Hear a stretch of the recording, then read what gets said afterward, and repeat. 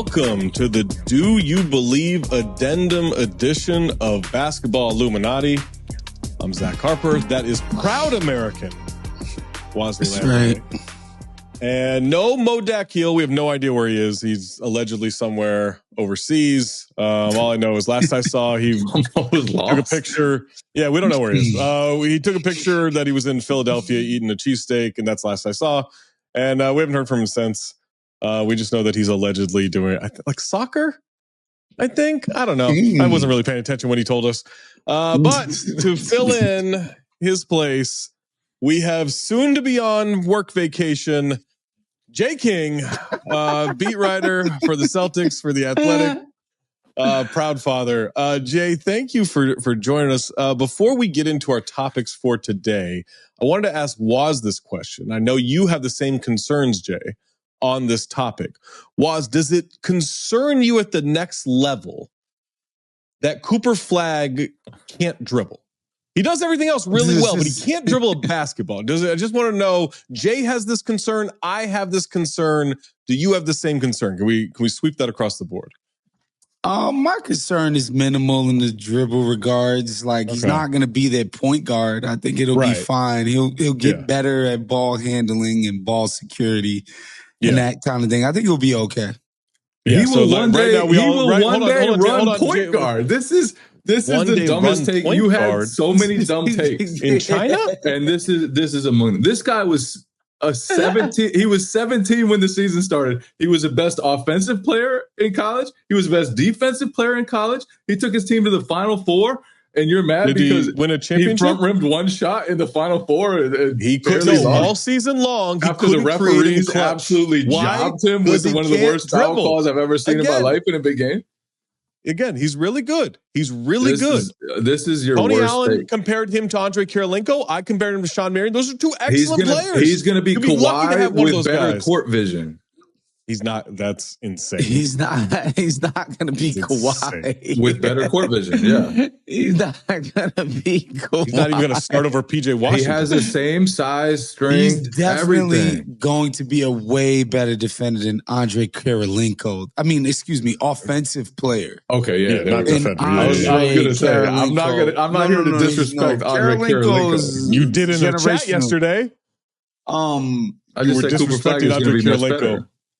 I understand why people think he's not going to be like Kobe or something, but like I think he has better offensive upside than Evan Mobley, who couldn't do shit on offense in the playoffs, right? I think he's got a better upside, which is like, that's amazing. He's going to be like an insane defender, you know, incredible, basically feel for the game. Well, but I think he's going to shoot it good enough. If he was black, would we have the same coverage? Maybe. I don't know. No, actually, you know what? That's not a fair question. I know. If he was black, wouldn't have the same coverage. I wouldn't give a fuck. If he was black, would Jay care as much? Let's get into our first topic for the day, guys. Since we do have Jay King, our Celtics expert, the best Celtics writer on the planet. Our first question, do you believe the Boston Celtics are a contender without Jayson Tatum? After losing Tatum to an Achilles tear in Game 4, the Celtics came through with a decisive victory in Game 5. Derek White had 34 points. Jaylen Brown, 26 points, 12 assists.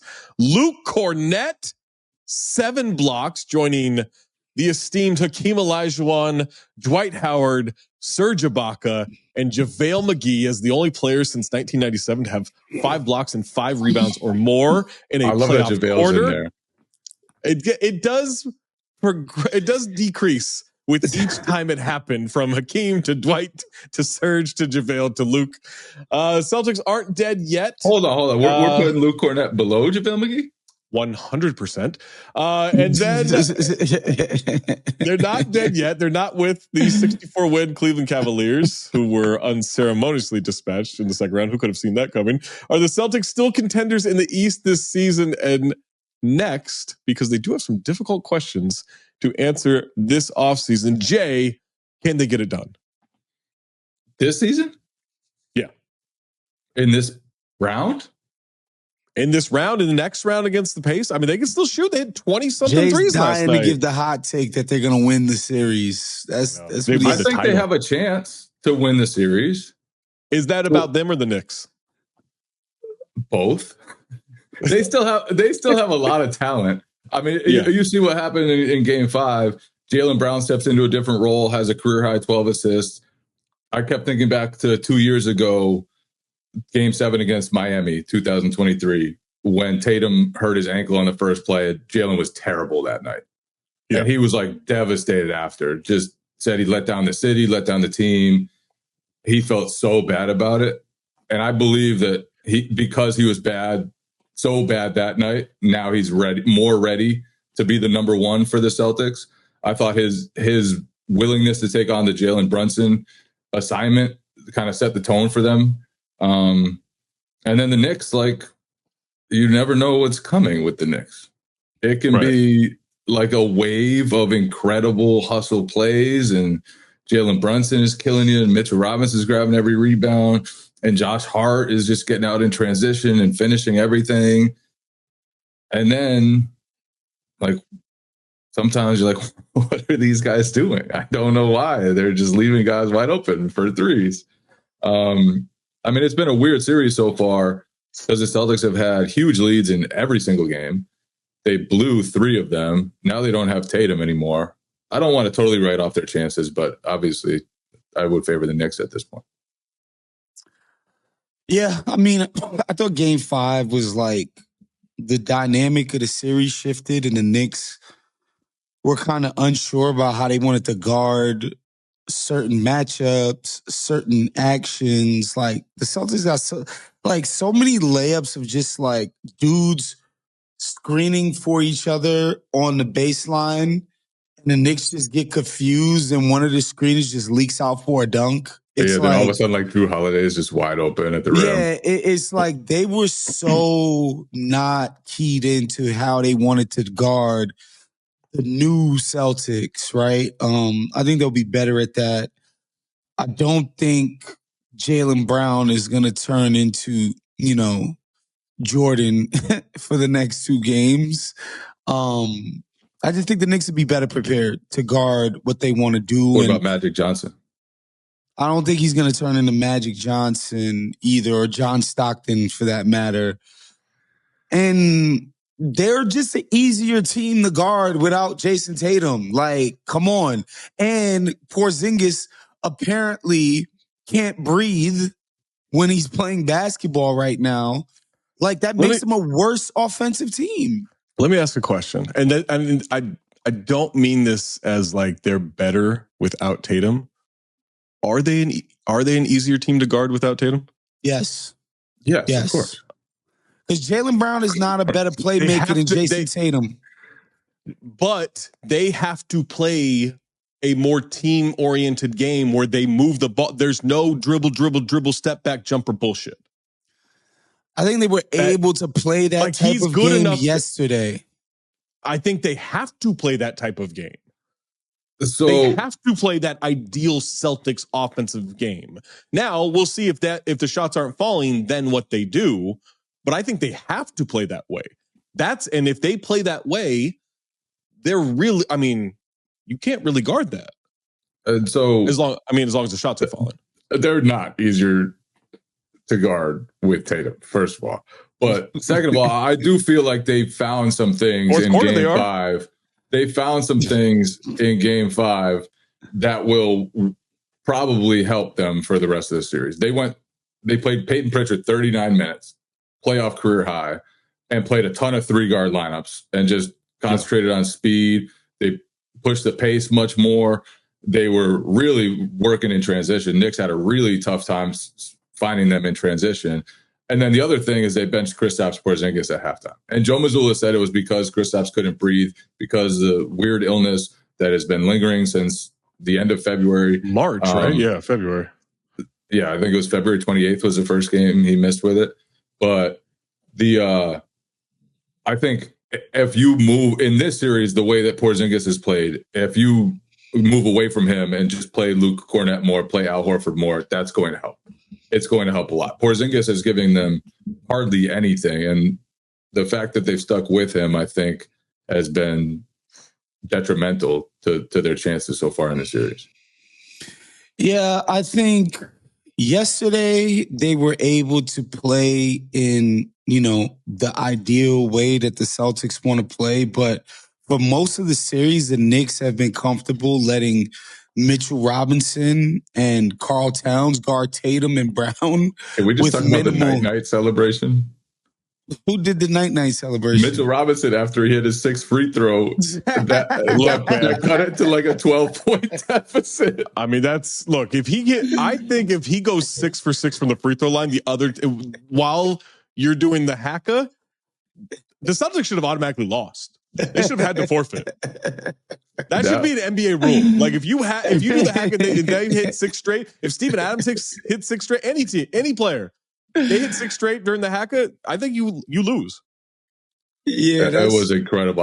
I've never seen a more unserious move in a playoff elimination game in my life. He's shooting lasers at the rim and just cashing them shits. It's kind of funny. Like it's a carnival game.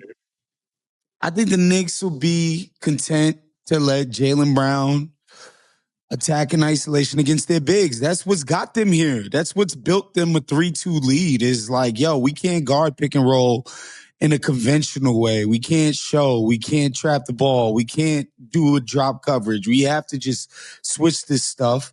And these guys have been basically pretty competent against the Celtics' best one-on-one creators all series long. Yesterday, I don't know what was happening. And I think, they got a pretty favorable whistle too. They did get a favorable whistle. I don't like to do the ref thing. The Knicks took 40 free throws. It doesn't matter. It doesn't matter. I'm just saying. Well, how many of those we're hacking this, we're hacking that? Yeah. I'm talking about some of these fouls that they called on Jaylen Brown. If you've watched the Thunder and OKC series particularly, it's like, whoa, what? Are we watching the same sport? That's what I hate about officiating in this playoffs is like some nights, like throwback to 1990, you're watching Jokic is literally jumping on his defender at the 3-point line, trying to draw a foul. Like he's jumping on the guy and then going, "What's happening?" Like the end of Game 5, he was like an offensive lineman, just like trying to shed people, just moving guys, and they were just allowing it. Larry Allen. And then in Celtics Knicks, it's like, and then Cat kind of bumps Jaylen Brown. They're like, "Yo, you got to get." Cat bumps him a little bit. It's like. If you watch Jalen Brunson steps on Al Horford's foot. Yeah. Jalen Brunson just falls down. They're like, someone must have pushed him. I mean, he can just fall down on his own. If you watch Hartenstein guarding Jokic in the post, like he's literally just billy clubbing him. Yeah. He's just like every time Jokic it's the whole Shaq and LeBron thing, right? They're like, well, this guy's too strong. You have to be able to shove him back. It's not a foul because he's Jokic. I thought the Celtics definitely on offense benefited from, a lighter whistle, which makes sense. Like they have bigger guards and bigger wings. They're also harder to guard. Yeah. It's a different style. It's a different style. I don't think they're going to be harder to guard in Game 6. I'm not saying they're better. I don't think having Luke Cornett in place of like a actual Porzingis. That's NBA champion Luke Cornett. And whoever we're calling Tatum's replacement, I don't think that makes you better on offense. I just have a hard time believing that. He's literally in the same sentence as Hakeem Olajuwon. I mean, I don't know what to do. JaVale McGee. Yeah, the 3-time champion. JaVale McGee has as many rings as Larry Bird.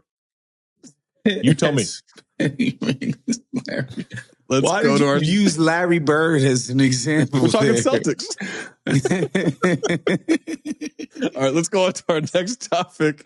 Also, before we move on to that, just one last thing. I just love the idea that Jay King is to white hoopers what Bernie Sanders is to the working class. Like, he's like a one-issue politician. You can't make references that aren't basketball to me. I don't know what it means. Shit. If it's not white hoopers, he just can't be bothered. That's just... That's not true. He wanted to call that racist. However, don't get me started on Ace Bailey because Ace Bailey not white is not great at basketball at all. He's also Is he projected number 3 or is he projected number 2? Dylan Harper's number 2. If he goes number 3, that executive is getting fired. We've heard all year 6'10" forward, 6'10" forward. He measured at 6'7.5". He's 6'7.5". What do I want him for? They asked him about his tough shot making. He's like, I practice those. I practice shooting against double and triple teams. Maybe just practice passing against it, but maybe practice your open jumpers. I would like to see him hit an open jumper. Maybe move off the ball a little. Maybe try to get something easy for your team. Maybe try to make sure your team isn't one of the worst teams in your conference, even though you have 2 top 5 picks. Goodness. Do you believe it's time to take the Pacers and Timberwolves seriously? Both teams have made the conference finals in back-to-back seasons. Although you know my rule, I think if you get swept, you don't get to say you made the conference finals. Sorry, Indiana. But you are in the conference finals legally for the second straight year. Summarily dismissing the notion that last year was a fluke, Pacers took down the 1-seed Cavs and outlasted the higher-seeded Knicks in last year's playoffs. Wolves are on the precipice of the franchise's first finals appearance. And Julius Randle is playing the best basketball of his career. I don't care about those all-NBA selections. This is the best basketball he has ever played. Are we nearing Adam Silver's nightmare of an Indiana-Minnesota finals, Wosny? I think the same league that got Dallas Mavericks the first pick in the draft have a hard time. That produced that outcome is what I'm saying. Gave it to them. I don't think that's the outcome that's going to be produced on this one. I have a hard time believing. And I mean, I think there's basketball reasons to think that the Wolves wouldn't make the finals or, Indiana as well. I don't think these are like infallible teams. Not that there are at this point. Even fucking OKC, who everybody told me was the 96 Bulls, like they've shown themselves to not be that, right? Yeah. Do we think we have to rejudge like net ratings of teams these days? Yes. Because there's so many terrible teams that you can just wax terrible teams for half the season. Tanking for half a season, a full season, the way they're doing it. Yeah, for sure. And then all of a sudden you have like OKC had the best net rating ever. It's like, cool. They beat Charlotte by like 90. To me, it's less the tanking teams and more like teams can't like, this is a big advantage to being able to play hard for 82 games. And most teams can't and won't do it. And in the playoffs, everybody's playing hard. So that advantage is like very, very muted. Whereas like in the regular season, if you are just trying harder than everybody, that shit is a big, huge advantage. Not to mention, goddamn rest and what are we calling it? Load management and shit like that. Like, I think that plays a huge part in like why a team like OKC that's very young, that's super hungry, could just pile up all of these crazy, and super deep, exactly. Could just pile up on these wins. It's not necessarily that they're like, they won 20 more games than the Nuggets did this year. The Nuggets who relying on Westbrook, like not a crazy deep team. This series is like neck and neck, bro. They won 20 more games than this team. People would have thought, like, if you would have just looked at the resumes of these teams based off the regular season, you'd have been like, this is a 5-game series at best. And the fact that it's not, I just think regular season is just a different sport. 100%. And the Nuggets should be in the lead in this series. The last 2 games, they're up big in the fourth quarter. I don't know about that.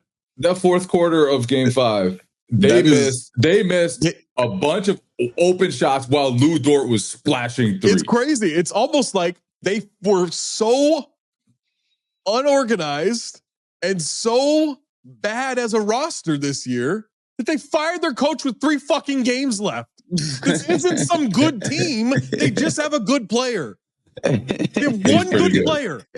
He's pretty good. And then a bunch of just sometimes good role players. Yeah. It's not a good team. Jamal Murray is legit. Porter Jr. in Game 5. He has half Jamal a hamstring. Murray is so inconsistent. He was good in Game 5 for the most part.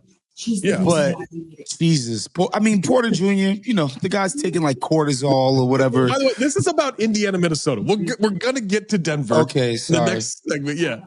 But this is why the NBA can't have that happen because we don't even want to talk about it. We're just like, forget that. We want to talk about Nuggets. Best case scenario for the NBA is Minnesota makes the finals. They need Anthony Edwards in the finals. He's a bigger star than Shea. He's a bigger star than Jokic. If they get there, I think they'll win, but they're not getting there. Well, they'll kill Denver if they play. They'll beat them. Like they own Denver now. They've owned them for 2 years. So I don't think that's a problem. I think it's a good matchup with OKC. Like they actually matchup. You think Anthony Edwards and Julius Randle are going to be able to solve the Thunder defense? Because I don't. I watched them do it a couple times this year. I think that's going to be a disaster for Minnesota. I don't know about good matchup. The Wolves are a high turnover team. Wolves in 5. They're against OKC. Yep, Wolves in 5. There you go. How about that? You happen to be a Wolves fan? They're a high turnover team. They killed your boy Kevin McHale. MAGA Kevin McHale killed that back in 2007 for me. They've got a high turnover rate against. He traded Kevin Garnett against the Warriors, who are a good defense. They're going to have problems offensively with OKC. Like they are. Sure. Yeah. They're not like the best execution team we've ever seen in our lives. For sure. And OKC has struggled at times to score against Denver. That's a problem. That's problematic. Yeah. Denver looks like a good defense against them. The Nuggets of Denver. Champion. What are they going to do against Minnesota? Like, I think there's going to be a rock fight of a series, and I'll take, then it's, all right, I think Minnesota has multiple ways to score in the clutch. I think OKC has one way to score in the clutch, and it's just going to come down to who. Have you seen Lou Dort? Better. Have you watched Lou Dort? Well, you know what? Actually, Lou Dort has come alive in the clutch. Lou Dort that's a good point. Literally saved their season. Absolutely saved that season, which for sure. Is insane to say. But he single-handedly saved he became Robert season. Horry. He became Robert Horry, like out of crazy. Nowhere. Robert Doherty? I don't think. But listen, I don't think it would be the worst thing ever if Minnesota went to the finals. What about Indiana? The thing about Indiana is like nobody believes in these guys. Like nobody. And get them back to the conference finals again. They're actually a fun team from like a personality way and a play style. Yeah, they're actually super fun. I think they would make for fantastic games. I just don't think, Joe Sixpack, the J. King constituency, would actually give a fuck about the Pacers. The Pacers are phenomenal. No, I didn't say you personally. I said you know what I mean? It's not just TJ McConnell. It's Aaron Nesmith. It's Halliburton pushing the ball up the court. It's like the pace they play with. And I'm not, Nembhard is fearless. The pace they play with, and I'm not just talking about like in transition, but how fast they run, how fast every player runs in the half court. Yeah, is insane. And they're relentless in the paint. Like they score so much in the paint, even in the half court. Like bro. They're hard to solve. The Celtics swept them, and we're like left with so much respect for them. You're like that was really hard. They're better than they were last year. Those guys. Much better defensively. Way better. Yeah, much better defensively. I was shocked. I did not believe in the Cavs all season. I thought that eventually it was going to matter that Darius Garland, is going to be a hole defensively, and some of their guys are holes offensively. But I did not see them going out like that. But if they 80 to 39 at halftime, but if they were going to go out 80 to 39 at halftime, if they were going to go out, isn't that how the Cavs go out every year? But I thought this year was different. I thought this year was different. No, I did too. I not like totally different. I thought they would eventually flame out, but I thought the shooting would be there. Like, and the fact that they just couldn't shoot, like all their guys who could shoot couldn't shoot. And you know me, I've been down on Ty Jerome was a pumpkin. Yeah, after the first game, he was terrible. He wasn't that good in the first game, but he was at least like solid.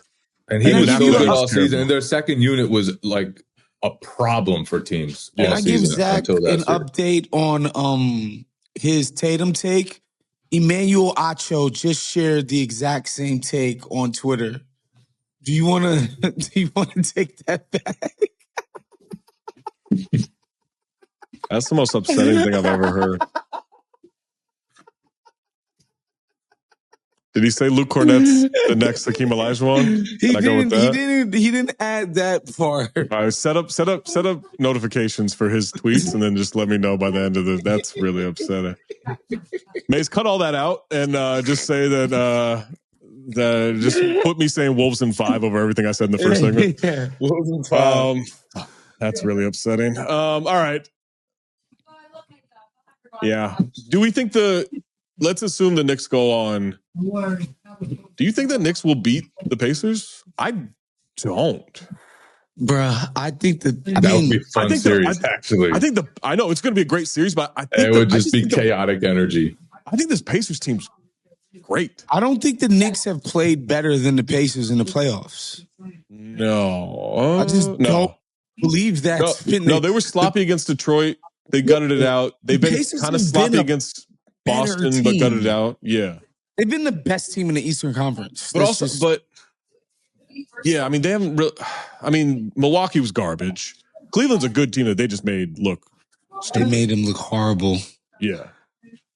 And I don't want to do the injury thing again. They dismantled Cleveland. They ruined Cleveland. Cleveland wanted none of that by the end of it. I mean, like, they're going to say Garland had the toe. 18 in the elimination game, and then it was just... Look, I think Darius Garland's a really good player. I can't believe I'm saying this. If Andrew Nembhard was on Cleveland, they would have won that series instead of Garland. Like, that's... Nembhard is a playoff problem. Yeah. Yeah. Like, postseason, he shoots, or regular season, he shoots like 29%. Yeah, he saves them up for the playoffs. He just saves all his makes for the playoffs. Like, yeah, Garland and Mobley were terrible. They were terrible. They don't have any mentally tough dudes, like, when it comes to the postseason. They were terrible, bro. And, like, Cleveland's not going to reach their goals because of Donovan Mitchell. It's going to have to be Mobley and Garland being really fucking good playoff players. It's not going to be Donovan Mitchell taking you to the promised land, bro. I've been down on Mitchell. Like, I've thought Mitchell's playoff rep has been overrated for a while. Yeah. But in this series, the scroll says, like, "Welcome to Do You Believe," hosted by Emmanuel Acho. Just want to let you guys know. But in this series, I thought, like, he was making all the right moves, and then just no one was with him. So he's like, "Okay, I guess I got to take over." Yeah. I thought, like, he was awesome in that series, and he just didn't have anybody to roll with him. That series, to be honest, it was interesting because that was not how they played during the regular season. That was not how they became a 64-win team. It was Donovan kind of took a step back to facilitate for everybody else, and everybody else around him flourished. And then it gets to a point where you have to be. Someone's got to do something. Just go make plays. Yeah, and Mobley hasn't reached that level yet. Evan Mobley got to be able to score against Pascal Siakam. I'm sorry. Like, you need to be able to score against what's his name? Obi Toppin. Like, you got to be able to get buckets when that dude is guarding you. Like, that's insane to me. You got to be able to score against Thomas Bryant. Bro. Thomas Bryant's the worst rotation player left in the postseason. Like, you got to be able to score. You have to be able to get busy when these guys are guarding you, bro. Yeah. And that he's not. And he took strides. He's making threes now. Like, he's obviously made taken a step, but offensively, he has to be way better than what he's shown. And again, credit to the Pacers. They've been the best team in the East. I did not anticipate that sentence ever being uttered this season. Do you believe the Nuggets role players show up tonight? Game 5, Nuggets led 86-78 after 3 quarters. Jokic was great in the fourth quarter. All Nuggets not named Big Honey. 1 for 15. 1 for 15 in the fourth. That's not good. Under 112 to 105. By the way, there were good shots. Serving it to him on a platter. He's moving it to everybody where they needed it to Porter be. Jr. looks specifically where I'm just like, bruh. He's at a top. If you take away his game 3, he's averaging 3.75 points per game, 5 of 32 from the field, 2 of 21 on threes. Now he does have a bad shoulder, but I don't know if you get a bad shoulder discount on the 2 years, $79 million left on his deal. So game 6 tied at home. Do we see a game 7 on Sunday, J. King? Yep, sure do. Why do you think so? You believe in Michael Porter Jr.? No. I believe in Jokic. I believe in Murray. I believe in Aaron Gordon. And I just think at home they extend this series. OKC has dominated the fourth quarters of the last 2 games, though. And that was one of the things I wanted to see OKC prove in this playoff. Yeah. Like, against a very good to great team, can you out-execute them down the stretch? Yeah. And they made every right play down the stretch of that game 5. Shea was just killing them. He was finding guys open. Those guys were cashing in shots. They weren't afraid of the moment. That was a big time closeout in a game that, could have decided the series.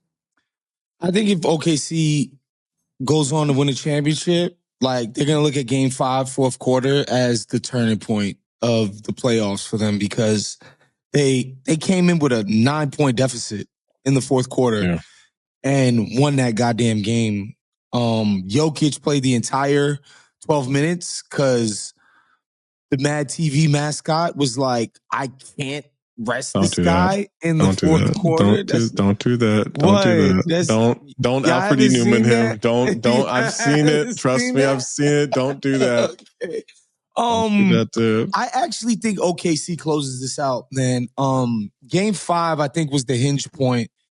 And I think something had to click with the Nuggets. Damn, we just don't have the horses. We generate 15, 16 open looks for our best players who aren't Jokic and can't can them in the fourth quarter. We give up a 10-point lead in the fourth quarter to this young team. I think something has clicked for OKC, and they're going to close it out. Well, see, if you're the Nuggets, don't you think we had every chance to win that game? We were wide open time after time. We're right there. Yeah, but are Russ and MPJ and some guys might be looking at look, there's a fashion week coming up I'd like to get to. RFK Jr. is speaking at this conference. I'd like to get to that. There's a lot of other things you might want to check out. Hey man, God bless the Commonwealth, man. Yep, God bless the Commonwealth indeed. I hope there's a game 7. 1, because I love a game 7. But 2, no NBA this weekend. If they don't win, if the Thunder win this tonight, no game 7 on Sunday. We don't have any NBA games. We do have Caitlin Clark on Saturday. I won't be disappointed by no NBA games this weekend. Do you do other things in life? It's the idea that I need to be locked in every single freaking night. Not every. No, it's a 12:30 game on Sunday. That'd be nice. That would I enjoy that. Yeah, that's nice. Done at 3. I guess I'm built different. The day the NBA season ends is the worst day. Well, then you're just grinding Con Knipple highlights. That guy sucks, by the way. Con Knipple's legit. No, you're disrespecting Con Knipple. He sucks. He plays like he's 6'1". No. He plays like he's 6'1". He's strong as hell. What did Reed Shepard shoot this year? I told you about Reed Shepard. Reed Shepard is going to come back in year 2 and be a transformed player. You're disrespecting Reed as well. He's going to play. He's going to do his thing. Where? Reed Shepard's going to be a good player. Zach, are you a racist basketball fan? Show me the good whites. Chet Holmgren. He's doing his thing. He's doing his thing. That guy. He's not good? He's not great. He's not. Okay, yet. All I heard, no, at all. All I heard is, I don't know, him or Wemby. It's a conversation. It's a dumbass conversation.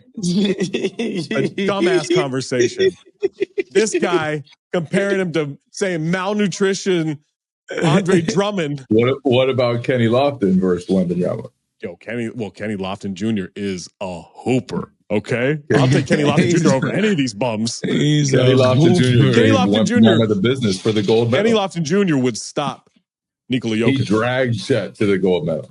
He dragged everybody. He dragged Wembanyama. He dragged his teammates to the gold medal. Kenny Lofton Jr. That's the guy. That's gonna do it for us. Make sure Chinese, right? What? He had to learn Chinese, right? I just hope he's getting paid well wherever he is. Is he in China? That's tough. I think he is in China. Yeah, he is. I think he's playing in China. Well, he's probably loving it. Like, just probably battling. Is he battling? Like him and Jared Sullinger, right? Doesn't have to try to get in good shape anymore. My God, the food has to be just incredible. He's probably going nuts. Oh, yeah. He's going nuts. Those Chinese McDonald's are in trouble. Communism? Come on now. He gets to enjoy the CCP. All right, that's going to do it for this edition of Basketball Illuminati. Thank you to Jay King for checking in with us, for filling in for wherever Mo Dakhil is. We don't know. Allegedly, I don't know, Philadelphia, overseas, we don't know. Make sure you're checking out Still Potable. That is the podcast that Jay King does. Sign up for that Patreon. Check out all of Jay King's work on The Athletic covering the Celtics. They were one more game before he is on vacation. Make sure you check it out. Wosny Lambre, everything he's doing at The Ringer, everything he's doing on Max or HBO or whatever they're calling it these days. Make sure you sign up for The Bounce, our free newsletter at The Athletic. For Woz, for Jay King, I'm Emmanuel Acho. Keep your third eye open.